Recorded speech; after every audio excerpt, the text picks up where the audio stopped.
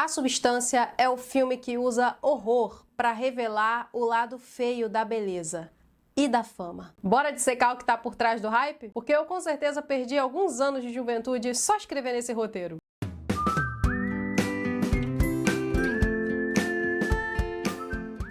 Oi, meu nome é Débora. Eu sou mais conhecida aqui e nas redes vizinhas como Deb Escreve. Eu sou escritora, leitora e cinéfila de plantão. E a intenção do vídeo de hoje é realmente provocar o seu pensamento, mas também provocar você a clicar nesse botão de like, na inscrição, se ainda não fez isso, e no sininho de notificação para não perder mais nenhum conteúdo aqui do Deb Escreve. A Substância é um filme parte ficção científica, parte body horror. Esse gênero de horror físico, corporal, repleto de imagens fortes, comentário social e simbolismo. O filme, que foi escrito e dirigido por Coralie Fargeat, conta a história de Elizabeth Sparkle, uma celebridade de Hollywood que tá na meia-idade, ou seja, cinquentona, e ela tá com a carreira em decadência. E o motivo dessa decadência? Nenhum outro além do fato de que ela envelheceu um pouco. Já não é mais considerada a mais bela simplesmente porque não é a mais jovem. Mas eis que surge a oportunidade de Elizabeth conquistar tudo de novo. Sua beleza, juventude, aclamação do público, favor da indústria, tudo porque a substância entra em sua vida. E aqui a substância é literalmente injetada na veia. Mas há um porém. Por mais que prometa restaurar a beleza, a juventude e, consequentemente, a fama e tudo que veio com isso, a substância não é exatamente Produtos Ivone, um Avon, um Rinodê. Não é. Porque após a primeira injeção, uma pessoa vai literalmente sair da Elizabeth. Não vou detalhar muito como essa imagem é recriada no filme, porque eu não quero te dar spoiler. E, aliás, eu vou o tempo todo fugir deles, porque eu acho que vale muito a pena você ter uma experiência mais pura possível. Mas o fato é que essa cena remete a um nascimento. Eva tirada da costela de Adão, bebê saindo da mãe, até mesmo aquela pintura famosíssima da criação do homem, do Michelangelo, lembra? E é um pouco irônico, porque por mais que a cena te remeta a uma coisa bela, que é o nascimento, é ali que começa o body horror, o horror corporal. Pois nesse momento nasce de Elizabeth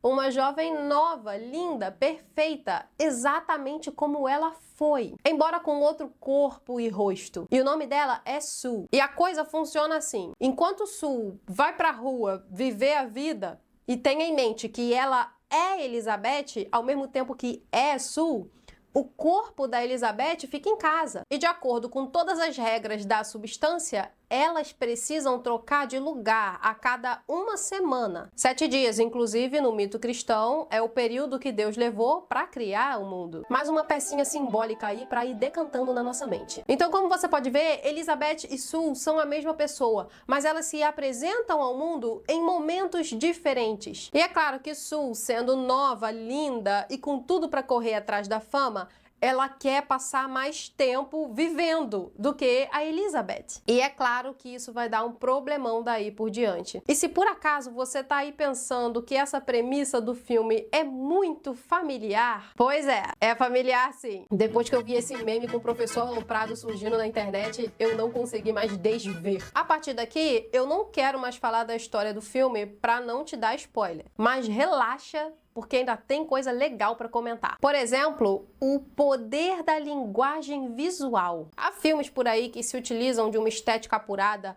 ou um visual particular para te manipular, para te convencer que o filme é mais inteligente do que ele é na realidade. Inclusive, tô olhando para você, Coringa Delírio 2. Mas eu sinceramente não acho que é o caso aqui em A Substância. Porque aqui o impacto visual corresponde, revela, enfatiza toda a temática do filme. E de verdade, se eu fosse dissecar cada uma das imagens interessantes que esse filme traz, eu ia cair em território de spoiler ou de um vídeo de 1 hora. Minha intenção aqui é mais atiçar sua curiosidade e o pensamento do que outra coisa. Então vou dar destaque para algumas imagens poderosas e constantes no filme. E já aviso que nada nesse filme é sutil.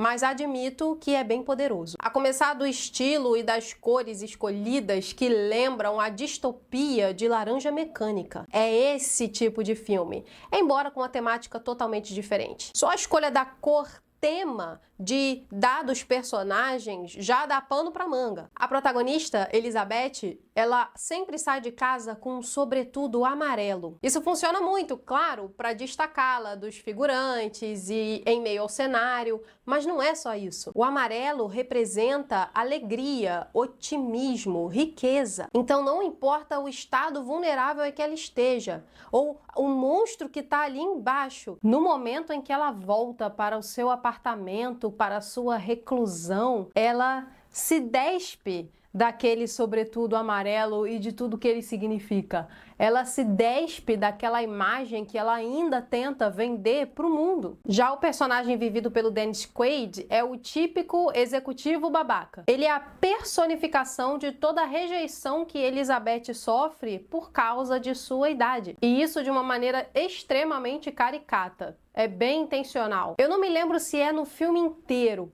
mas há cenas em que esse cara veste laranja. Inclusive, a cor laranja tá pelos estúdios onde a Elizabeth trabalhava. É a cor do próprio camarão que ele come, daquela maneira bem nojenta que os cineastas utilizam para te passar aquela revulsão por um personagem. E o que a cor laranja representa? Popularidade e sucesso. Então, novamente, você tem essa representação simbólica de algo que está tomando distância cada vez maior da Elizabeth e se aproximando da Sue. Personagem essa que também possui a sua cor temática, é o rosa. Essa cor representa beleza, juventude, ingenuidade, inocência. Mas olha a pira, na sua juventude e inocência, Sue é erotizada ao extremo. Lembra da Britney? No seu auge, ela era carinha de anjo, jeitinho de menina e dançava na velocidade 5 do Creu. É mais ou menos essa a ideia com a Sue. O filme joga na nossa cara o tempo inteiro a visão que a indústria tem sobre Sue,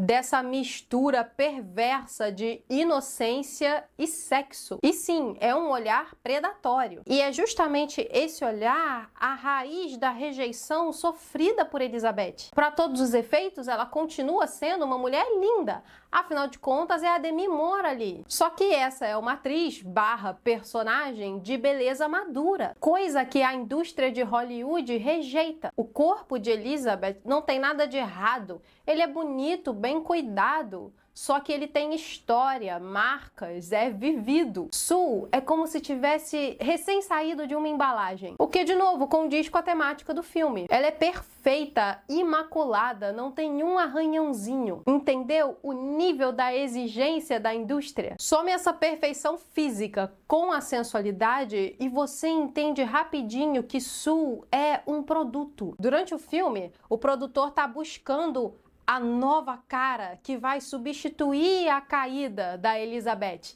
Então ele diz uma frase muito emblemática: eu quero ela nova, eu quero ela gostosa e eu quero ela agora. Essa é a exigência dele. A palavra nova sempre vai remeter a esse ideal de beleza intocável. A palavra gostosa, claro, tem a ver com sensualidade, com capitalização do corpo. E finalmente o agora fala sobre passagem do tempo. Esse produto é descartável, preciso utilizá-lo o quanto antes até esgotar, como aconteceu com a Elizabeth. Percebe como numa frase o lado cruel da indústria de Hollywood é mostrado para nós? E é lógico que há vários momentos do filme onde Elizabeth e Sue são mostradas como mercadoria. Uma expirada, vencida, e a outra novinha em folha, pronta para consumo. Há uma cena em que tá rolando uma gravação no estúdio e Sue tá lá gravando. Ela é a estrela principal. Eles estão fazendo uma espécie de vídeo de aeróbica, só que mega sensualizado. Como eu disse, velocidade 5 da dança do Creu. E Sue tá ali, linda, perfeita, com seu colã rosa, devidamente, e de repente ela sente uma parada esquisita. Só que ela não tá sozinha, tem toda uma equipe a filmando, e a câmera pega a parada esquisita. É tipo um edema, um defeitinho, que vai render uma cena que é puro spoiler e eu não vou falar dela, mas o que acontece aqui é que toda a equipe resolve investigar se eles viram o que viram. Ou seja, o defeito no corpo de Sue através da lente da câmera. E aí vem aquela força-tarefa e rebobina o filme e fica voltando e dá close e fica lá investigando para ver se tem mesmo um defeitinho que seja naquele corpo perfeito. Afinal de contas, o produto não pode ser veiculado ao público com vícios e imperfeições. Eu achei a cena um tanto engraçada, porque esse filme tem um tom cômico, bem ácido, nada sutil, como eu já tinha dito. Mas também porque isso é uma cena comum na vida de toda mulher que estava se trocando na frente do espelho e se deparou com aquela celulite. Claro que para a maioria de nós não tem esse problema de ter 1000 câmeras em cima e 1000 olhos também, mas rola uma paranoia semelhante. E aí, de fato, eu me refiro especificamente à mulherada aqui do meu público, porque quando surge aquela celulite, por mais bem resolvidas que sejamos, por um segundo o mundo cai. É como se o universo inteiro estivesse prestando atenção naquela maldita. E de repente o nosso pensamento e a nossa identidade se reduz àquele defeito. É um pânico quase existencial, porque a celulite representa a entropia, a decadência, a morte da nossa beleza e juventude que se aproxima a cada dia. Inclusive, o filme da Barbie tentou fazer esse mesmo comentário. Só que eu não acho que obteve tanto sucesso quanto a Substância. Continuando nas imagens poderosas, eu destaco mais uma que eu considero brilhante. No início do filme e em outro momento, há uma atenção especial com a figura da estrela na calçada da fama, com o nome da Elizabeth Sparkle nela, claro. E rapidinho, a maneira como a diretora tratou essa imagem te remete a um paradoxo. Pensa no que a calçada da fama representa.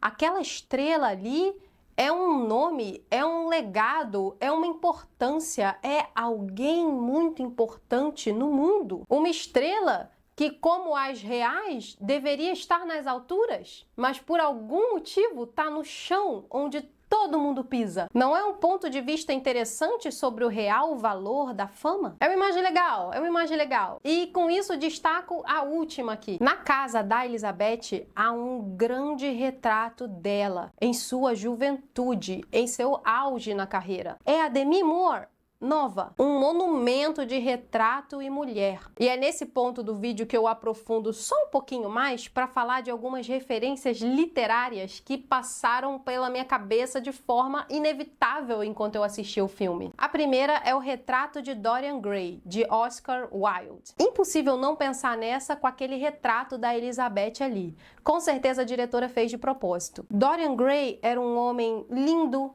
perfeito e jovem. E de repente, ali em sua história, ele teve medo de perder isso, igual a Elizabeth no filme. Então ele desejou muito intensamente que o retrato que fizeram dele, uma bela pintura, envelhecesse em seu lugar. Dorian e seu retrato funcionam como Sue e Elizabeth. Eles são mas Dorian vive a vida dele lá fora, enquanto o retrato fica escondido, envelhecendo, assumindo marcas, porque Dorian, agora jovem e belo para sempre, começa a experimentar tudo que esse mundo tem a oferecer, o que inclui prazeres, pecados e crimes. E é o quadro dele que vai pagando por tudo isso. Enquanto o Dorian que a sociedade vê é perfeito, o Dorian do quadro virou um monstro. Vale inclusive citar uma frase do livro que cabe muito bem em A Substância. A beleza não fora senão uma máscara e a juventude uma zombaria. Teria sido melhor para ele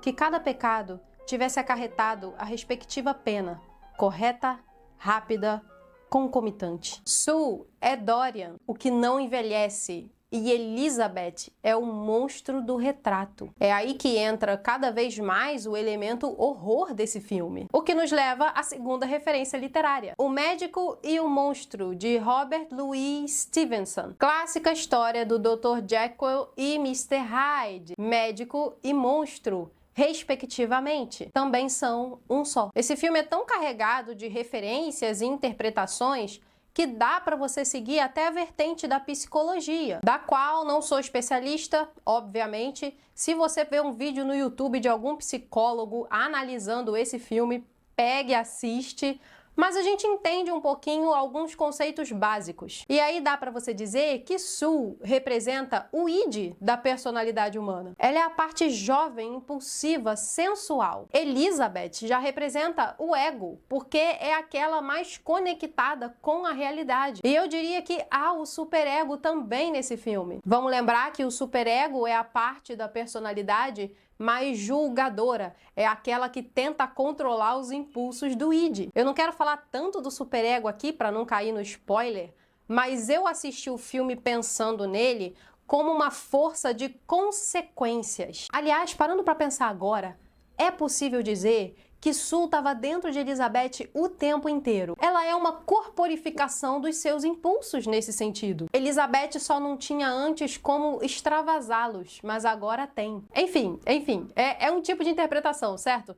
Terão várias, com certeza. Como disse, esse filme nunca falha em provocar o pensamento. E é claro que provocou até no nível da metalinguagem, pois o conceito do filme reflete a história de vida real da atriz Demi Moore. Portanto, o casting dela foi inspirado. Faz parte do burburinho em torno desse filme, inclusive. Lá nos anos 90, no seu auge, a Demi Moore era considerada uma das mulheres mais lindas e famosas do mundo. Por mais que ela tenha desempenhado vários papéis diferentes ao longo da carreira, a imagem da Demi sempre esteve entrelaçada com beleza física e sensualidade. Consequentemente, a beleza na sua juventude. Conforme os anos passaram, a indústria esqueceu um pouquinho da Demi. E ela também passou por coisa de fazer procedimento, ser muito criticada por isso. Alguns, de fato, parecem não ter dado muito certo, mas até que hoje em dia ela tá com uma aparência bem boa. A gente vê isso no próprio filme. Aí você faz adianta a fita para 2024 e tá todo mundo falando da Demi de novo pelos melhores motivos possíveis. Ela tá sendo elogiada por tudo por causa desse filme. Os holofotes estão nela. Ela continua bonita e tudo por causa da substância. De qual substância eu tô falando? Olha a metalinguagem aí. O medo de Dorian Gray, de Elizabeth e de todos nós é passar por essa vida sem deixar nada. O fato de que pele, músculo, ossatura estão decaindo a cada dia não passa de um triste lembrete desse fato. Nós vamos morrer. Mas o que vamos deixar? Eu acredito que a verdadeira imortalidade do ser humano está na memória, especialmente das pessoas que foram impactadas pela nossa existência. E não adianta retrato, substância, estátuas e monumentos. Um dia tudo vira pó. Memória fica para sempre, mas o corpo é o nosso bem mais perecível. E com isso eu encerro o vídeo de hoje, indo atrás da minha própria substância, porque pensar nisso aqui com certeza me envelheceu. Foi um pouquinho difícil escrever esse roteiro. Eu espero que tenha ficado coerente o suficiente. Seria impossível cobrir tudo o que o filme fala sem fazer um vídeo de 1 hora ou sem dar spoiler. Nem quis falar muito de outros aspectos como fotografia, direção, atuação, blá blá blá, porque isso tá subentendido. O negócio tem muita qualidade, pode ir sem medo. E agora, para não ficar te enrolando, parto para os recadinhos finais. O primeiro em agradecimento aos membros do canal. Muito obrigado pelo apoio de vocês até aqui. O segundo recado é que a nossa lista de livros aumentou. Como eu citei 2 hoje aqui, eu já coloco o link da Amazon na descrição para você. O primeirinho, Retrato de Dorian Gray. É clássico por um motivo, é uma história incrível, super bem escrito, e eu poderia falar um monte dele aqui, mas eu tô me lembrando que eu já falei. Foi uma das primeiras resenhas aqui no canal. Mesmo que você já esteja aqui há um bom tempo, provavelmente você não conhece esse vídeo, porque ele é antigo, viu? É até um vídeo um pouco mais rústico do que esses que eu faço hoje em dia. Mas se você estiver interessado, vai lá, dá uma olhada na resenha. O vídeo é rapidinho, eu acho que você vai gostar e pode te incentivar ainda mais a adquirir o seu. O outro livro, que também vou deixar o link aqui, é O Médico e o Monstro. Leitura também recomendadíssima. Recado dado, e por enquanto é isso. Vou ficando por aqui. Beijos, até a próxima e bye bye!